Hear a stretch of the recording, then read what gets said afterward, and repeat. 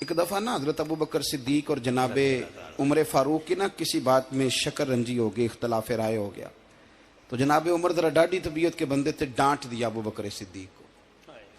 تو صدیق اکبر نرم بندے تھے، ماڑے دا کی کام محمد نس جانا یا رونا. تو وہ گا کے نا تو پہلے گھر روئے، پھر حضور کے پاس چلے گئے. جناب عمر کہتے ہیں مجھے بھی خیال آیا کہ یار یہ مجھے نہیں کرنا چاہیے تھا. تھوڑی دیر کے بعد اچھے لوگ جو ہوتے ہیں ان کا غصہ جلدی اتر جاتا ہے. کہتے میں نے جا کے جناب صدیق اکبر کے دروازے پہ دستک دی تو پتہ چلا وہ تو گھر ہی نہیں. میں سمجھ گیا، میں ڈر گیا، میری ٹانگیں کانپنے لگی. کیوں ڈر رہے ہو عمر؟ فرمانے لگے اس لیے ڈر رہا ہوں کہ ابو بکر جب اپنے گھر نہیں ہوتے تو دروازہ رسول پہ ہوتا. ساری بات تو سنا دی ہوگی. فرماتے ہیں میں نبی پاک کی بارگاہ میں پہنچا، سامنے ابو بکر بیٹھے ہیں، پشت مبارک میرے کریم رسول کی کعبے کی جانب، چہرہ صدیق اکبر کی جانب، دونوں کی گردنیں جھکی ہوئی.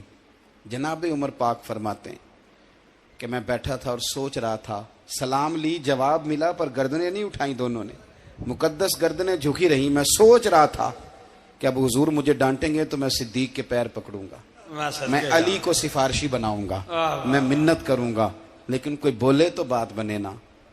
کہتے ہیں جب دیر ہو گئی، یہ سکوت بھی بڑا مشکل ہوتا ہے.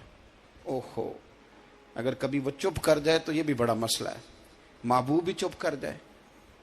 کہتے میں بڑا پریشان ہوا. جب میرا کلیجہ منہ کو آیا نا تو جناب عمر کہتے میں بولنے لگا تو آنسو میرے پہلے نکل گئے. اللہ اکبر. کہ میں نے رو کے کہا سونیا بھول گیا تھا، میں گیا تھا ابو بکر کے گھر معافی مانگنے، پر یہ یہاں آ گئے. یہ میرے دوستو اس میں میری تقریر نہ سمجھنا، میرے رسول پاک کے یہ اصل لفظ آپ کو کتاب میں ملیں گے. آپ طبقات ابن سعد اٹھا کے دیکھیں. جناب عمر کہتے ہیں میں نے عرض کی حضور میں نے غلطی سمجھ لی تھی، میں گیا تھا ابو بکر کے گھر حضور، میں بھول گیا تھا. فرماتے ہیں نبی پاک نے جب گردن مبارک اٹھائی تو حضور کی داڑھی آنسوؤں سے بھری ہوئی تھی. اور لفظ کیا تھے؟ فرمایا عمر تم میری خاطر میرے ابو بکر کو معاف نہیں کر سکتے تھے؟ اب بات کو سمجھیں. یہ نہیں فرمایا ابو بکر نے غلطی نہیں کی، فرمایا چھوڑ نہیں سکتے تھے تم، میری وجہ سے میرے صاحب کو چھوڑ نہیں سکتے تھے. پھر حضور نے فرمایا عمر یہ سارا مکہ تلواریں لے کے مجھے قتل کرنے آتا تھا، یار یہ اکیلا تھا، اس نے کھول کے بازو کہا تھا کہ جو حضور تک جائے گا میری لاش سے گزر کے جائے گا. فرمایا دنیا بھول جاتی ہے، مجھے یاد ہے ابو بکر صدیق نے مال بھی دیا، اولاد بھی دی، میری خاطر چھوڑ نہیں سکتے تھے. جناب عمر کہتے ہیں میں اس کے بعد سمجھ گیا کہ میرے مصطفیٰ کی رضا اسی میں ہے کہ ابو بکر کو راضی رکھا جائے. سبحان اللہ. آپ مہربانی سنو، اب فوراً سنو، فوراً اس کے بعد نبی پاک علیہ السلام نا شارع ہیں دین کے. حضور جو چاہیں کسی کے لیے حلال کر دیں اور جو چاہیں کسی پر حرام کر دیں. ایک شخص نے کہا تھا حضور 3 نمازیں پڑھوں گا، اس شرط پر مسلمان ہوتا ہوں. فرمایا 3 ہی پڑھنا، کلمہ تو پڑھنا. حضور شارع ہیں، علماء اس لفظ کو جانتے ہیں، میں زیادہ کھولتا نہیں. ہر شخص کو اجازت ہے اگر حقوق ادا کر سکتا ہے تو ایک وقت میں 4 نکاح کرے، اسے اجازت ہے.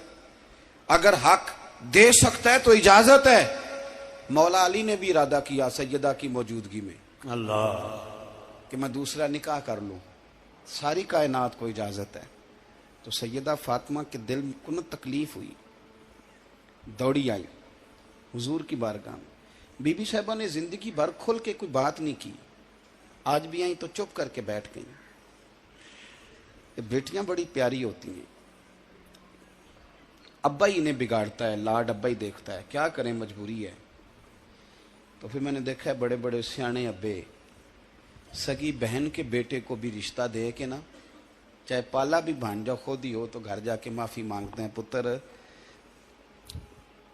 جنی بھی خراب ہی نا میری وجہ تو ہی، تھوڑا خیال فرمائیں. بیٹی معاملہ بڑا عجیب ہے نا جی. تو سرور کائنات کے پاس سیدہ آئیں تو تھوڑے آنسو آنکھوں میں آئے. فرمایا فاطمہ کیا ہوا؟ عرض کی حضور کچھ بھی نہیں، سب کو جائز ہے تو علی کو بھی تو جائز ہے نا، نکاح کرنا چاہ رہے ہیں. حضور نے خطبہ دے دیا، مسجد میں لوگ جمع کر لیے. آج کس لیے اجتماع ہے؟ جہاد کی تیاری ہے، کوئی نئی آیت آئی ہے. فرمایا آؤ سارے مسجد میں. خطبہ کتنا مختصر سا، مختصر توجہ ہے میرے بھائیوں کی. بسم اللہ. ادھر دیکھو میرے مختصر سا خطبہ، 2 حرفی بات. हुजूर फरमाने लगे भाई मेरी बात गौर से सुन लो, ये जो फातिमा है ना ये मेरे जिगर का टुकड़ा है, बिदातु मिन्नी है, ये मेरे जिगर का टुकड़ा है।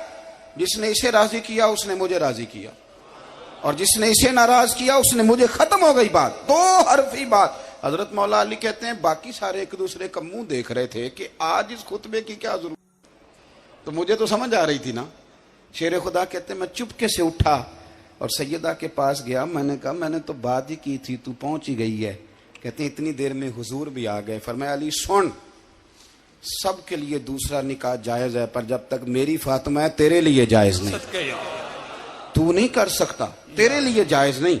जनाबे सिद्दीक अकबर के लिए रसूल पाक ने कहा मेरी वजह से छोड़ नहीं सकते थे, सैयदा पाक के लिए फरमाया जब तक मेरी बेटी है तेरे लिए जायज है। इधर सुनो, कुरान मजीद ने कहा कुल्ला असअलुकुम अलैहि अजरा, हम आयत तबर्रुक के लिए हमारे यहाँ पढ़ी जाती हैं और तबर्रुक के लिए सुनी जाती हैं। कायनात का बहुत बड़ा अदीब शायर सारे बंदे इकट्ठे कर ले तो जो दो लफ्ज कुरान पाक ने अहले बैत की शान के लिए कह दिए, मुकाबला नहीं हो सकता। बात को समझे।